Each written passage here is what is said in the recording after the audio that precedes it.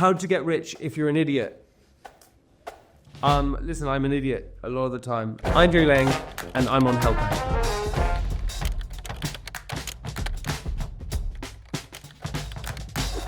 Is there an easy way to get rich? Unfortunately, there is no real easy way to get rich. To get rich is hard work, dedication, and persistency. That's typically how you get rich. You have to work harder than the person next to you. What's a personal hack that made me successful? I think that, honestly, my personal hack would be is that I work really hard. It's boring.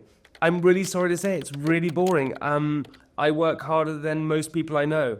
And that's really the only reason to success. And also, real hack is I do what I love. If you're doing what you love, then you're happy when you wake up every single day. You will be successful at it. If you don't love what you do, you're probably not going to be as successful at it because you don't want to wake up every day and do it. How do you make your business stand out? This is a great question. Again, I go back to this thing that I'm always talking about, which is never following logic. If you follow logic, you get back in the same place as everybody else, a place where you don't want to be. So never follow logic. So if you are selling trainers, look how fridges sell their fridges. If you are selling sweets, look how beauty brands are selling their products. Look at things in a different sector and trust your naivety.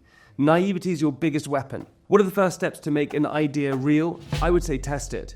There's a great example of the guys who started Netflix, which, by the way, started in 1998. Bizarre. They started selling DVDs via post, right? So they would post you a DVD. I don't know if you remember that, or if you remember what a DVD is. DVD was like a videotape you put into a machine. What they did is they went to a place called Blockbuster, which used to rent these things called DVDs. They rented a DVD, they put it in an envelope and posted it to themselves. The next day it arrived. They said, there's definitely a business that would work with posting DVDs. So try it. If you're selling sweets, go to a convention, try sweets. If you're making T-shirts, make one T-shirt, see what it looks like. Just test it and try it. I think that's the initial starting process. How do I get more customers? Look, it's a hard thing. Marketing. Asking, talking, walking around the place and putting your idea out there. To get more customers, you have to get more people interested in the brand. So go and talk to people about your brand, your idea. Wear it like it's a tattoo on your sleeve. Lots of people with their business ideas are a bit cagey, a bit nervous. I don't know, I got this idea. No, have a megaphone and shout it out. Talk to as many people about your business as you possibly can. That will get you more customers. What is it like being famous? What a question. Fame is useful for certain reasons. Fame is great if you want to sell tickets, if you're a comedian, if you want to sell movies, if you're an actor, if you have a business. Is it better for it? Potentially is for marketing. But it comes down with a lot of downsides. It means that a lot of people are always watching what you're doing. You're criticized for a lot of things that you do. And actually, in a day where everything is public, we want to be a bit more private. So your privacy is kind of gone. So it has its good and bad things. How do you come up with good ideas? There's no bad idea. No bad idea. I think that's the first starting point, that if you have an idea, that is great. Doesn't matter if it's whatever it is. Every single thing is a good idea. I write all my ideas down. Doesn't matter how big or how small they are. Keep writing them down. And just remember that no idea is a bad idea. Keep having ideas. How do you find the right business partner? Again, a really tricky thing to do. I don't think you can go out and find a business partner. I think you can try. I think the most important thing is probably discovering what you're bad at. If you're really looking for it, find out or realize what you're not good at. If you're really not good at selling, find someone who's really good at selling. If you're not analytical and good with numbers, find someone who's maybe a bit more analytical. If you're looking for a business partner, find the yin to your yang. You don't want someone exactly the same as you, there's no point.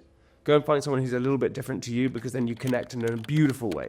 As an entrepreneur, how do you find the right life partner? That's a great question. Most entrepreneurs are dedicated to their work, because you've got to be in order to be successful. So for me, it's in life, it's about finding someone that you respect, and they respect you, that you trust and they trust you, that you have similar goals and similar aspirations, and you support each other in the good and the bad. In sickness and in health, that's what you say when you get married, right? It's so true. So always supporting each other along the way and never giving up. How do you balance work and life? Very tricky, but I think there has to be some sort of separation. There's this misconception that you have to wake up at 5 a.m. and go to bed at 12 in order to make something successful. I kind of disagree with that. I think you have to work smart, not just work hard. So I think there needs to be a line between work life and business life. We have an office space. So it means when I go home, I'm not in the office. There's a separation there. I don't really answer emails and things past like 8 o'clock in the evening. No point. And if I do, I always write it and send it the next day. Big point there. Try and have a separation because it can clear your head a little bit more. Do I need a personal brand? I don't think you need a personal brand. No, I don't think that's important. I think if you are setting up a business or something, you don't necessarily need a personal brand. And my business partner doesn't really have much of a personal brand, I suppose. I think that you've got to be passionate about it. Having a personal brand is useful in some ways, but also negative in other ways. So I don't think you definitely need that. What's a significant time in life when you receive help? My stepfather is a great guy. He's a mentor in my life. And he saw an opportunity when we started out with the business. So he really helped us. He is very business focused and he treated us like businessmen from a very young age. So he was a great mentor. Find a great mentor in life, but don't always believe exactly what they're saying. Remember, trust your gut and trust your naivety. How to get rich if you're an idiot? Listen, I'm an idiot a lot of the time. But getting rich, listen, being rich doesn't bring happiness. It really doesn't. That's the most important thing to know.